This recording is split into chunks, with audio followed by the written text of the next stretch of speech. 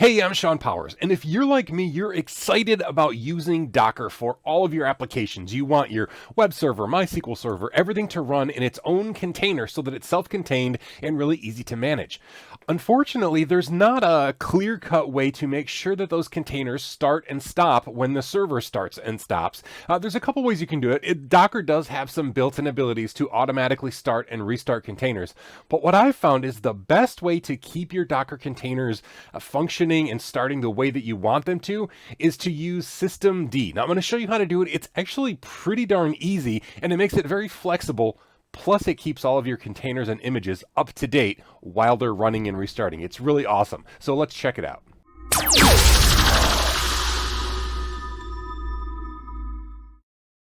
Okay, first things first, let's look and see what's running on my Docker server. I have actually a bunch of things. If you were with me and I showed you how to set up the MySQL container so that you can use multiple containers and point at a single MySQL container, this will actually look familiar. This is the same server that we were working on before. Yours is the program that I set up. What I want to look at today though is phpMyAdmin. Now this is a really great program for GUI access to a MySQL database. It's just a really good container to have.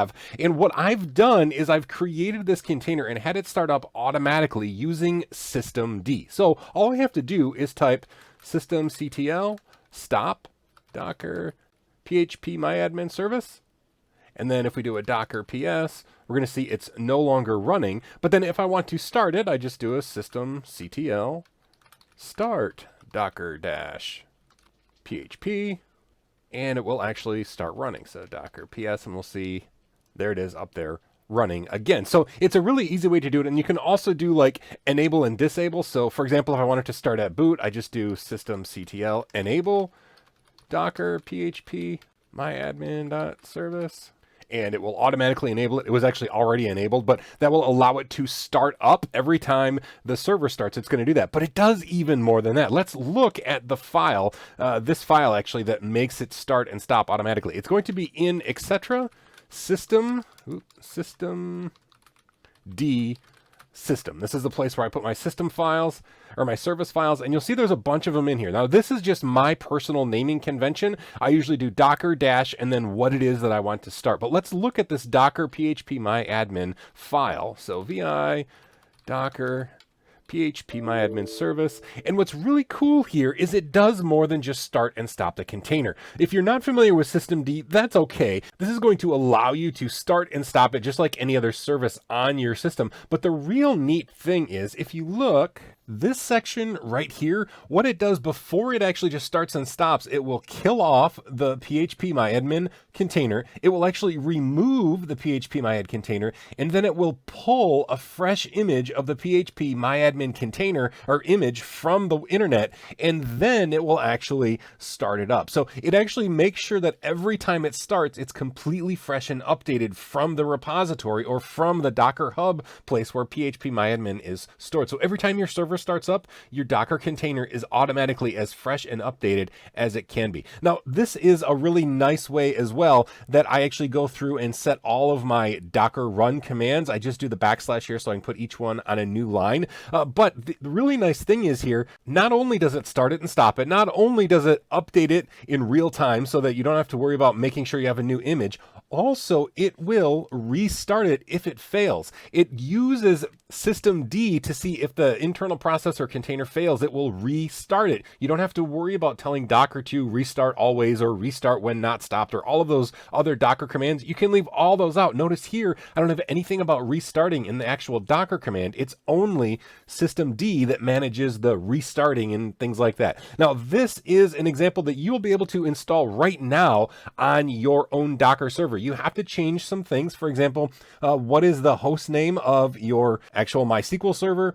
What is the network that you set up for your MySQL net that runs behind the scenes so you don't have to actually go through the bigger network? And then of course the name of your image that it's going to pull. Now this actually is the default name of the image on Docker Hub, but you do have to make sure that this name here, phpMyAdmin, matches the name that you kill and update and all of those things, because that is going to make sure that it actually does the right thing to the right containers on your computer. So anyway, this is here. I'm going to show you where you can get this actually image online. You don't have to actually copy it from pausing the video or whatever.